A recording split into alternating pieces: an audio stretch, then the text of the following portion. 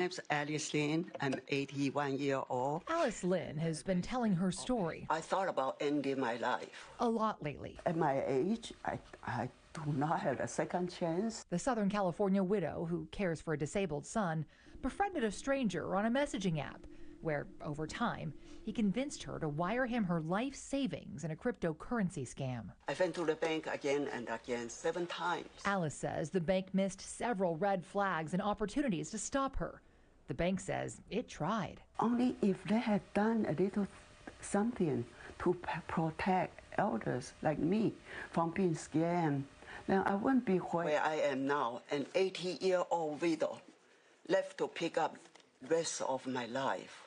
There are still banks out there almost aiding and abetting the scammers. When outgoing state Senator Bill Dodd heard Alice's story, first told by KCAL's Christine Lazar, thank you, Senator. He decided to address financial elder abuse as one of his last acts in state office, introducing a bill tailored to Alice's case. They did not even contact my daughter, who is the joint account holder. His bill would now require banks to create an emergency contact program for elder account holders and dependent adults, someone to approve a transfer if the bank suspects elder fraud or financial abuse. If they even solved the last one, they would have saved me $200,000. The bill also authorizes banks to delay large transactions for 3 business days if they suspect fraud. You know, what do you say to the concerns that this is my money? How dare a bank tell me that they're going to hold my transaction for 3 days if I want to ship it off overseas? And I take those concerns. For heaven's sakes, I'm a senior.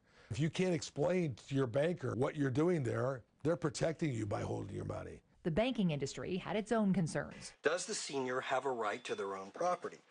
65 years is not that old. The industry opposed the initial version of the bill, worried about the liability of delaying transactions and keeping people from their money. I think I would be pretty upset if a teller working their way through college told me that I could not withdraw money out of my own account because the teller or the bank knew better than I did. So Dodd went back to the bargaining table, making major amendments to his bill. There's no longer any opposition to this bill.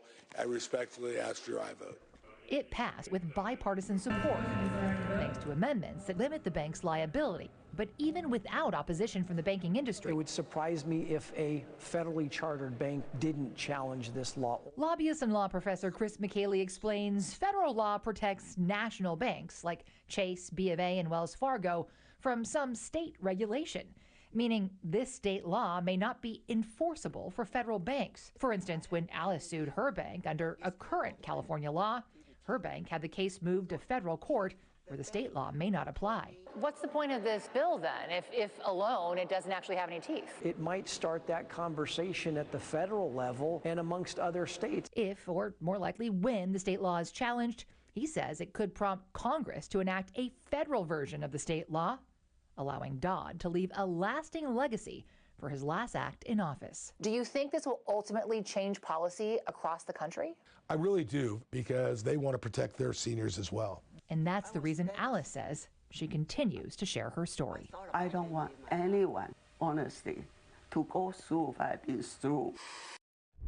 Now, in a rare move, a federal judge recently denied a motion by Alice's bank to have her case dismissed. So it will move forward in federal court. The next hearing's in November. Meanwhile, Dodd's bill is sitting on the governor's desk right now. He has until Monday to sign it. Julie Watts, KCAL News.